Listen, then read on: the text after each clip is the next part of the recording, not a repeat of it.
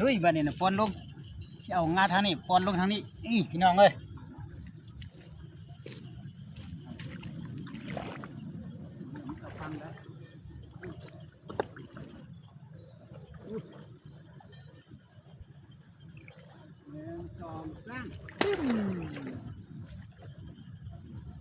โอเคบ้านนี้นะใส่บินที่เรียบร้อยแล้วโยนลงไปแล้วพี่น้องเอ้ยคันว่าฝุ่นบ่ตกแล้วก็มื้อตอนเช้าจังค่อยมาดึงน้ำกัน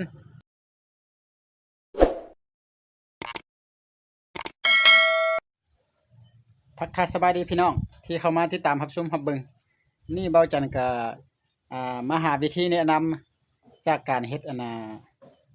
ตุ้มตะกร้าแบบว่าดักปลากระแยงนะเบาจันเฮ็ดแล้วพี่น้องเอ้ยแต่ก็จะมาถ่ายให้พี่น้องเบิ่งว่าเบาจันเฮ็ดถูกสูตรบ่แล้วก็เฮ็ดถูกวิธีบ่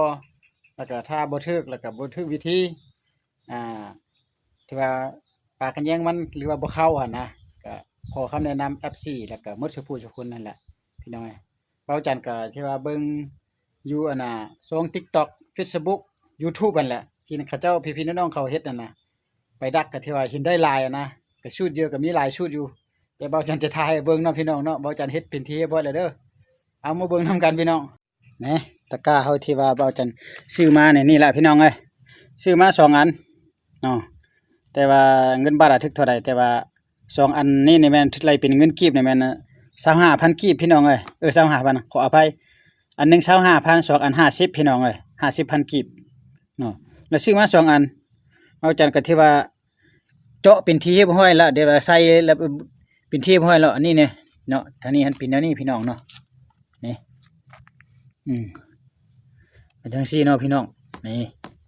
มานี่เบาจันก็ทางนี้ก็มันจะเจาะหูอันนี้เจาะที่ว่าเบาจันเจาะไว้3อันนั้นนี่1 2 3เพื่อบอลเฮาจะมัดเชือกนะเวลาเฮาใส่ไปนะแต่ว่าก็บ่ฮู้ว่าสิหมานหรือบ่หมานหรือจะผ่านหรือบ่ผ่านเนาะจะไปล็อกดักลองเบิ่งนะถ้าว่ามีตัวเข้าเบาจันว่าก็ถือว่าผ่านคันบ่มีตัวเข้าจักตัวหรือว่าบ่มีปลาก็เบาจันจะลองเบิ่งจักประมาณ2คลิป3คลิปจะลงเบิ่ง2 3เทื่อเบิ่งเนาะถ้าว่าดักแล้วมันบ่เข้านะตัวนึงก็บ่เข้าหมายความว่าเบาจันเฮ็ดบ่ถูกหรือว่าถูกแล้วสามารถออกได้นะนี่เนาะอันนี้เนาะ2อันนี่แล้วก็บัดนี้เบาจันจะเปิดขึ้นเนาะไปเบิ่งทางในเฮานี่อันนี้นะนี่เราจะเฮ็ดแบบนี้พี่น้องเนาะขออนุญาตปะลงก่อนนี่ก็ได้นี่นี่ตัวนี้บนที่ใส่เหยื่อเฮ็ดไว้ละเนาะแบบนี้เบิ่งตามช่องTikTok YouTube หลายคนล่ะพี่น้องเอ้ยทาง FC ทางฝั่งไทยเฮาเนาะหมดเคยเฮ็ดน่ะอันนี้ก้อนดินจีน่ะก้อนใหญ่ก้อนเดียวแหละแต่เบาจันพาครึ่งแล้วก็ใส่ตัวนี้แม่นตานางเนาะเฮามักเฮ็ดดักกบเป็นหยังหั่นล่ะบัดนี้นี่ตานางอันนี้บนที่ใส่เหยื่อแต่ว่าเบิ่งดูมันเป็นจังไดเนาะอันนี้ห่างกันประมาณ2นิ้วพี่น้องนี่2นิ้วจากบอนปลาออกมาแล้วมาฮอดอยู่นี่2นิ้ว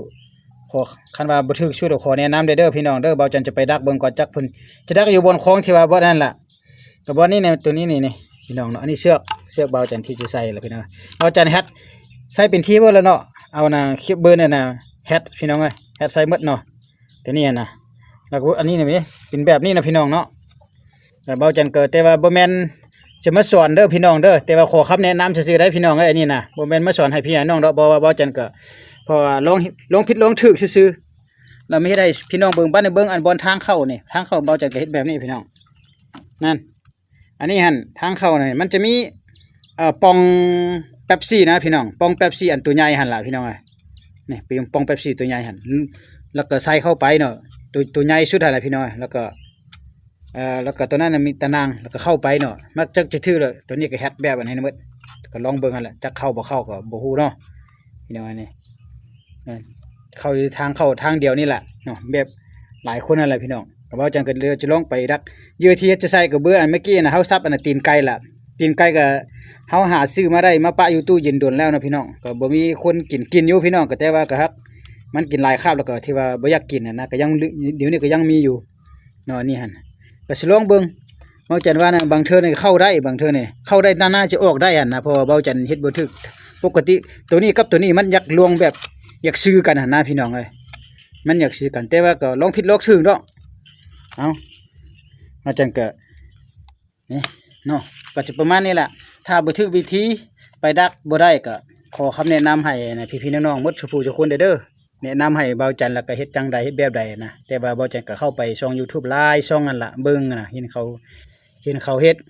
เอาตะกร้านี่ล่ะเนาะนี่เพิ่นเขียนตัวเลขน้อยๆอยู่นี่26,000นี่แต่ว่าเบาจันขอ25,000นี่ตัวเลขอันนึง25,000 2อัน50ตัวเลขน้อยๆนี่นะพี่น้องนี่เนาะลองผิดลองถูกซื่อๆเนาะพี่น้องเนาะ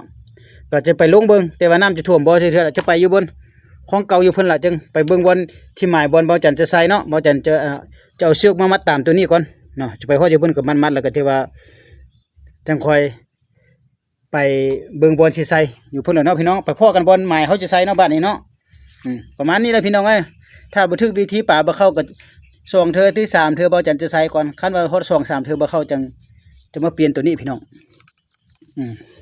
จะเปลี่ยนแปลงตัวนี้อีกเนาะแปลงงาตัวนี้แล้วก็งาในนี่งาอย่างปองแป๊บซี่นี่ตัวใหญ่นี่หั่นเนาะเบาจันปาดกว้างโพดตัวนั้นก็นี่มันกวาดทำมันก็ปาดปองน้อยหั่นล่ะพี่น้องเอ้ยคันเข้าตัวนี้ก็มันก็รอดไปปึ้มออกไปคือกันนะแต่ว่าเบาจันคิดเนาะแต่ว่าก็อยากลองเบิ่งซื่อๆเอ้าก็บ่ถ้าบ่มานบ่ได้ก็ที่ว่าค่อยหาวิธีละปรับปรุงใหม่เนาะพี่น้องเนาะเอากับปานนี้ก่อนจึงไปพอกันบอลใส่เลยพี่น้องเอ้าเดี๋ยวนี้เบาจันก็ออกมาฮอดจุดที่หมายแล้วเด้อใส่อยู่นี่พี่น้องเอ้ยแต่ว่าจะไปใส่อยู่หั่นย่านฝนตกเบาจันบ่ทันมาคันว่าฝนตกเมื่อคืนตกแห้งล่ะเบาจันต้องได้ออกมาเอาเมื่อคืนเพราะว่าคันว่าฝนตกหลายนี่ตั้งแต่หัวค่ำบนฮอดตอนเช้ามันจะน้ำจะไปท่วมพื้นเบาจันอีกนะไปฮอดอยู่พุ่นมันแถวนี้มันจะลิบหมดแถวนี้มันลิบหมดเนาะแต่เบาจันก็จะลองใส่อยู่วันนี้นี่วันนี้มันจะเป็นวงการข้ามทางนี้มีหนองใหญ่หนองน้อยแล้วมันลดกับบ่นี้มันจะมีบนป่านะลอดไปลอดมานี่นะบางซองป่านี่นะก็จะใส่เบิ่งพี่น้องเนาะเอาคำแล้ววันนี้นะเอาจันมัดเชือกก่อนเนาะใส่เยื่อก่อนก่อนอื่นน่ะนี่เยอะก็เยอะตีนไก่อะไรพี่น้องเอ้ยใส่อยู่ในนี่เลยลายอยู่ยัดลงไปใส่หมดเลยใส่หมด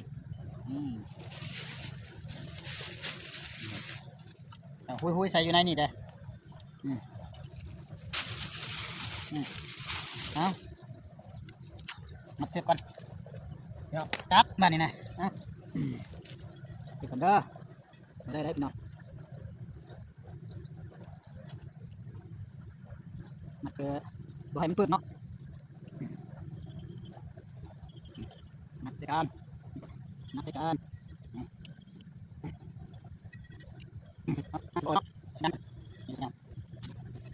มันในเส้นมันก็ไม่ดับไป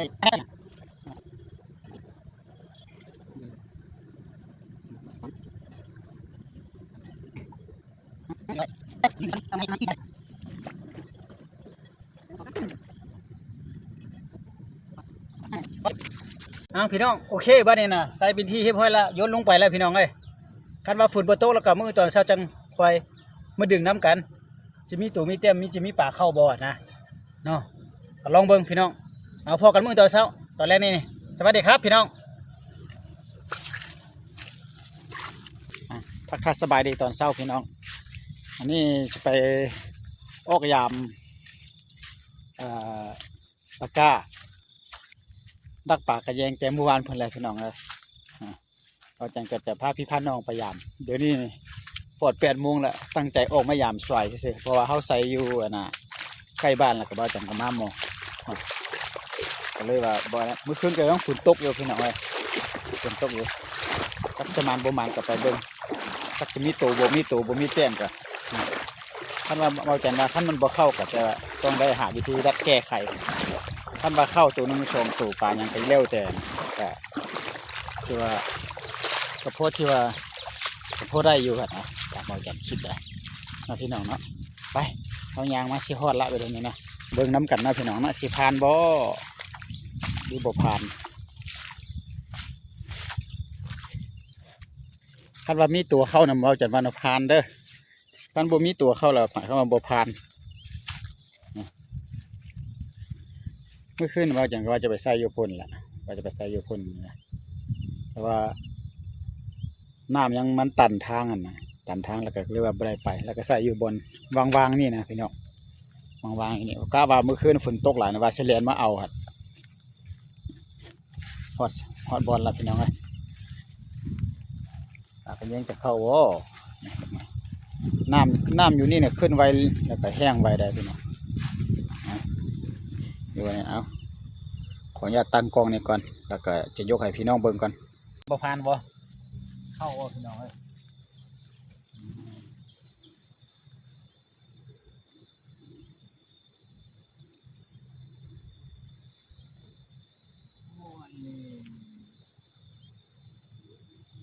โอ้โอ้พี่น้องอยู่สะเลย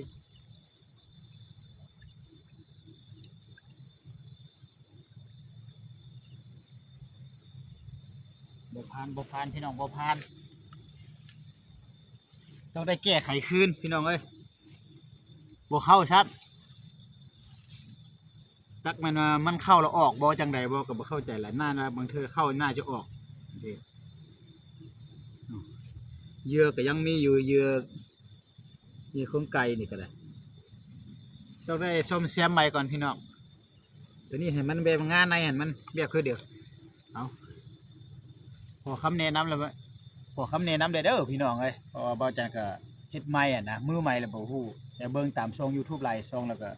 เฮ็ดตามเขาอันแต่ว่ามันยังบ่บ่ได้ผลพี่น้องจะได้แก้ใหม่ก่อนพี่น้องแก้ตัวอันงานในนี่งานในงานนอกนี่แปลงใหม่ก่อนเอากลับไปก่อนพี่น้องบ่ได้หมานจักโตเลยพี่น้องเอ้ยหยังก็บ่เข้านะบ่มีหยังเกิดขึ้นหรือว่าจังใดวะแปลงไม้พี่น้องตัวนี้ให้มันยกสูงขึ้นนิดนึงก่อนแปลงอีกก่อนเด้อเอาสำหรับคลิปนี้ก็ขอขอบใจบ่แม่นแน่นี่เด้อพี่น้องขอคำแนะนำเด้อบ่ใดเพื่อFC และพี่น้องผู้ใดที่ฮู้นะชมประกาศกับเฮ็ดวิธีใดก็แนะนำให้ได้พี่น้องเลยอันนี้ก็มาอัดคลิปให้พี่น้องเบิ่งก็เพราะว่าเขาก็บ่ได้เคยเฮ็ดนะก็เอาพอกันคลิปต่อไปเนาะพี่น้องเนาะก็มาลุงเบิ่งกันแหละจะลุงเขาประมาณ2-3เทื่อพี่น้องเลยแล้วก็คาดว่ามันเข้าแล้วก็ยังจะหาไปนะคันบ่เข้าแล้วก็เปลี่ยนไปเรื่อยๆนะมันจะเฮ็ดจนกว่ามันจะเข้าอะไรพี่น้องเอาขอบใจพอกันคลิปต่อไปเบิ่งแล้วก็ฝากไลค์ฝากแชร์ฝากติดตามกันเด้อพี่น้องบ๊ายบาย